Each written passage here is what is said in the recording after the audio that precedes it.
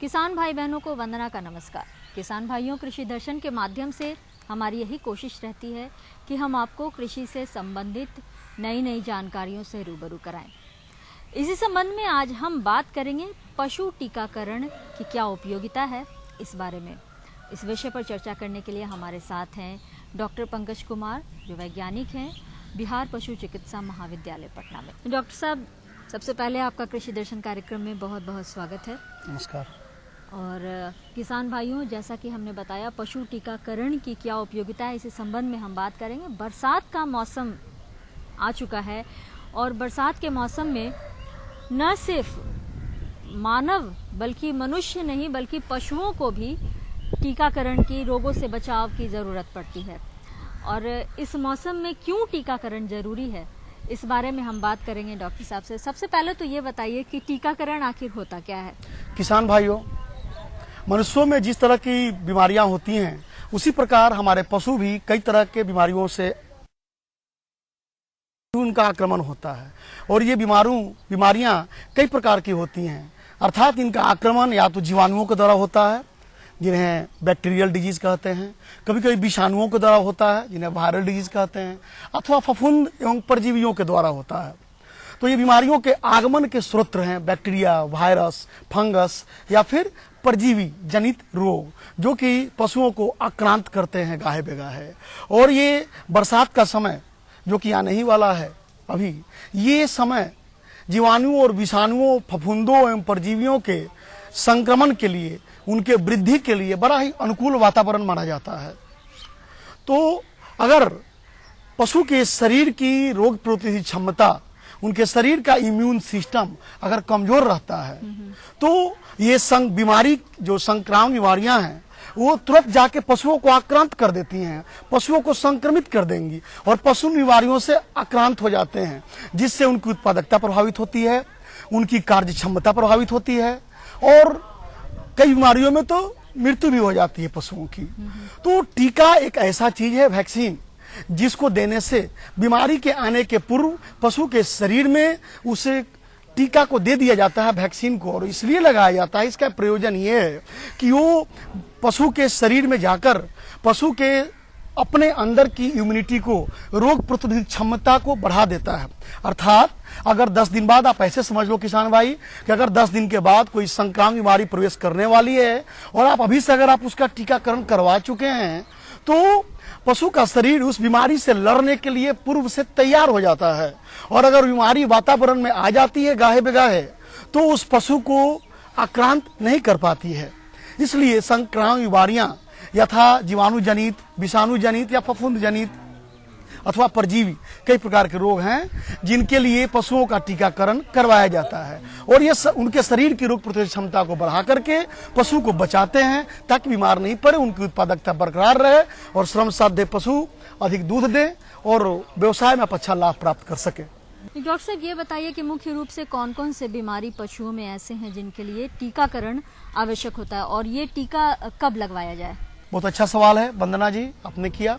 किसान भाई को ये जानना आवश्यक है कि बिहार एवं इसके आसपास के इलाकों के लिए जो हमारा एग्रो क्लाइमेटिक कंडीशन है उसमें किन किन बीमारियों के लिए हम लोग टीकाकरण को अनुशंसित करते हैं करवाने के लिए। तो जो मुख्य संक्रामक बीमारियां जो हमारे इलाके में होती हैं पशुपालकों को, उसमें खुरहा मुंह पका रोग, जिसे फुट एंड माउथ डिजीज कहते हैं, एक प्रमुख रोग है जो कि हर साल प्रत्यक्ष या परोक्ष रूप में इस इलाके के, बिहार प्रांत और आसपास के इलाके में पशुओं को प्रभावित करती हैं। दूसरी प्रमुख बीमारी है जिसे हम लोग ये डकहा या फिर गलघोंटू रोग बोलते हैं, हेमोरेजिक सेप्टिसेमिया HS के नाम से जाना जाता है। ये भी एक बैक्टीरियल डिजीज है, जीवाणु जनित रोग है। तीसरी प्रमुख बीमारी जो अपने इलाके में पशुओं को आक्रांत करती है इन दिनों, वो है ब्लैक क्वार्टर, लंगरी बुखार या फिर कृष्णजंघा देहाती भाषा में कहते हैं। ये 3 बीमारियां प्रमुख रूप से है जो हर साल बिहार के हर कोने में किसी न किसी रूप में हमको देखने को मिल ही जाएंगी। इसमें कि खुरहा मुंह पका एक विषाणु जनित रोग है, फंगल डिजीज है, और HS और BQ डकहा तथा लंगरी बुखार, ये दोनों बैक्टीरियल डिजीज हैं। इस तीनों बीमारियों के लिए किसान भाई आपको टीका करवाना नितांत आवश्यक है। देखिए, इलाज से बचाव बेहतर के तर्ज पे समय रहते आप अपने पशुओं का टीकाकरण करवाते हैं तो निश्चित तौर पे ये आपके पशुओं के लिए फायदेमंद होगा। सबसे आवश्यक है कि बरसात शुरू होने के पूर्व समय आपके पशु टीकाकृत होने चाहिए। अगर बरसात शुरू हो चुका है अर्थात आपके वातावरण में उनके बैक्टीरिया को या वायरस के वंश वृद्धि के लिए फेवरेबल माहौल अर्थात ह्यूमिडिटी, नमी, प्रॉपर टेम्परेचर, तापमान जिसे कहते हैं, वो अन्य वातावरण की जो चीजें हैं अगर आ गई हैं और वो ग्रो करना शुरू कर दिए हैं जीवाणु अथवा विषाणु, तो ऐसी स्थिति में टीका बहुत अधिक सार्थक नहीं होता है, क्योंकि शरीर में जाकर और शरीर के प्रतिरोधी क्षमता को सबल करने के लिए, स्ट्रांग करने के लिए उनको कुछ समय चाहिए। तो समय के पूर्व हमारे वैज्ञानिक अनुशंसा करते हैं कि बरसात शुरू होने के पूर्व ये टीकाकरण पशु को करवाना चाहिए। जहां तक खुरहा मुंहपका रोग के टीकाकरण का सवाल है तो किसान भाई ये अमूमन वर्ष में 2 बार करवाना नितांत आवश्यक है, क्योंकि इसकी प्रतिरोधी क्षमता अमूमन 6 महीनों के लिए होती है, 170 से 180-85 दिनों के लिए होती है। तो वर्ष में 2 बार अगर हम खुरहा मुंहपका के लिए टीकाकरण करवाएं तो ज्यादा बेहतर होगा। खुरहा मुंहपका का टीका आप चाहो तो बाजार से खरीद सकते हैं, नहीं तो पशुपालन विभाग के द्वारा, बिहार सरकार द्वारा निःशुल्क अथवा बिल्कुल ही कम लागत पर हर साल इसकी व्यवस्था की जाती है। अमूमन जनवरी के दिनों में व्यवस्था की जाती है देने के लिए। हम इसी बात पर हम भी आगे चर्चा करना चाह रहे हैं कि क्या सरकार की तरफ से भी टीकाकरण को लेकर, पशु टीकाकरण पर कोई योजनाएं चलाई जा रही हैं? अगर इस तरह की योजनाएं चलाई जा रही हैं तो इसकी जानकारी हमारे किसान भाइयों को दें। जैसा कि किसान भाई पूर्व में चर्चा हो चुका है, खुरहा मुंहपका एक विषाणु जनित रोग है और पशुपालन विभाग बिहार सरकार के द्वारा प्रत्येक वर्ष अमूमन जनवरी और फरवरी के महीने में इसके टीकाकरण की व्यवस्था राज्य के 38 जिला में निःशुल्क अथवा बिल्कुल ही कम शुल्क लेकर के करने का प्रावधान है और किया जाता है। आपके पास तक अगर ये नहीं पहुंच पाता हो तो आप चाहिए तो नजदीक के बाजार से कोई भी दवा की दुकान अगर है वहां से टीका खरीद करके अपने पशुओं को दिलवा सकते हैं, लेकिन समय पर अवश्य दिलवावें पशु को टीकाकरण। अगर आप सहकारी दूध उत्पादक समिति के सदस्य हैं अथवा बगल में कोई सहकारी दूध उत्पादक समिति काम करती है तो वहां भी टीकाकरण की व्यवस्था की जाती है, आप वहां भी संपर्क करके कर सकते हैं। विशेष जानकारी के लिए आप निकट के पशु चिकित्सालय से संपर्क स्थापित कर सकते हैं। टीकाकरण जो खुराक मुंहपका का दिया जाता है, इसका जो खुराक होता है 2 ml से लेकर के 4 ml तक पशुओं को दिया जाता है और इसके रूट जो है दवा के कंपनियों पर निर्भर करता है। अमूमन सबकट अर्थात चमड़ी के नीचे से लेकर के और मांस में दोनों तरह से दिया जाता है। आप इसे डब्बे पर लिखा रहता है या अपने पशु चिकित्सक के सलाह पर जान करके दे सकते हैं। किसान भाई, टीका दिलवाने में एक चीज का अवश्य ख्याल रखा जाए कि टीका का संरक्षण, उनका प्रिजर्वेशन सही तरीके से होना चाहिए, अर्थात उनको बर्फ में 4 डिग्री सेंटीग्रेड पर अगर सही से प्रिजर्व किया गया हो तभी वो सार्थक रहते हैं, नहीं तो उनकी गुणवत्ता क्षीण हो जाती है, कम हो जाती है और उनकी सार्थकता कम हो जाती है। दूसरा टीका जो हमारा किसान भाई है वो HS और BQ का है। तो HS BQ कंबाइंड वैक्सीन जो आप किसी भी दवा की दुकान से खरीद सकते हैं, उसे लेकर आप पशुओं को दिलवा लें। अभी इस महीने में, जुलाई के महीने में बिहार सरकार पशुपालन विभाग द्वारा HS BQ कंबाइंड वैक्सीन टीकाकरण की व्यवस्था निःशुल्क में की जा रही है। आप अपने निकट के मुखिया से अथवा पशु चिकित्सालय से अथवा प्रखंड पशु चिकित्सा पदाधिकारी अथवा जिला पशुपालन पदाधिकारी से संपर्क स्थापित कर आपके प्रखंड में, गांव में अथवा कस्बे में किस दिन टीकाकरण का दिन निर्धारित किया गया है ये आप जान लीजिए और जाकर के अपने पशुओं को उस बूथ पर ले जाकर के टीकाकरण करवाइए। HS BQ कंबाइंड वैक्सीन बाजार से भी लिया जा सकता है।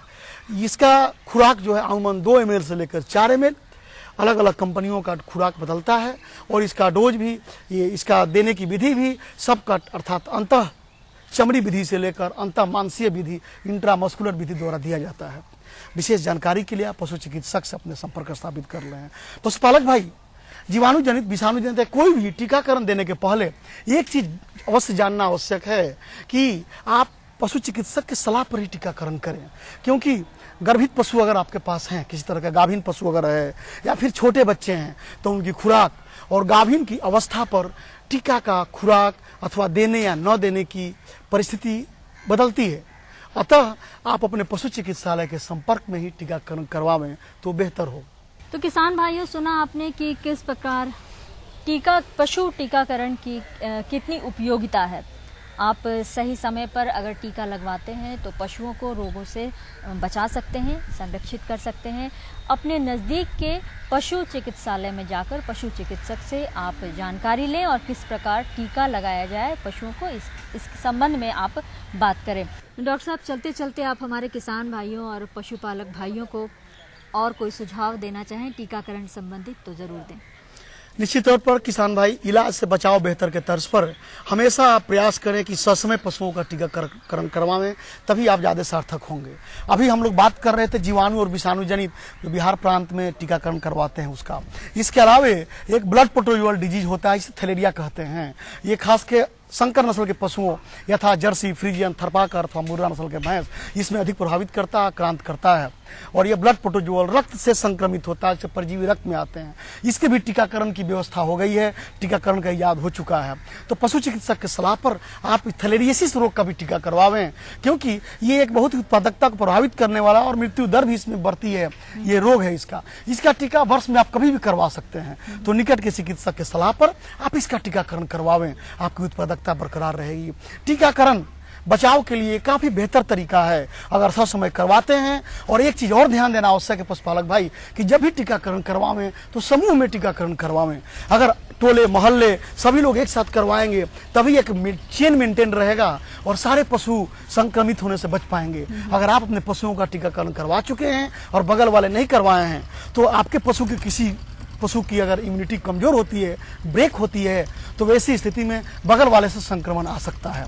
सुना आपने कि किस प्रकार डॉक्टर साहब ने बताया कि अगर अपने पशुओं का आप टीकाकरण करवाते हैं तो समूह में करवाइए। गांव के और भी जितने पशु हैं उन सबको एक साथ टीका लगवाएं ताकि संक्रमित रोगों से सभी पशुओं का बचाव हो सके। उम्मीद करते हैं आज के इस कार्यक्रम से आपको जरूर लाभ मिलेगा। जो भी जानकारियां दी डॉक्टर साहब आपने, उसके लिए आपका बहुत बहुत धन्यवाद। किसान भाइयों, आज इस अंक में इतना ही। अगले अंक में फिर होगी एक नए विषय और विशेषज्ञ के साथ मुलाकात। तब तक के लिए हमें इजाजत दीजिए। नमस्कार।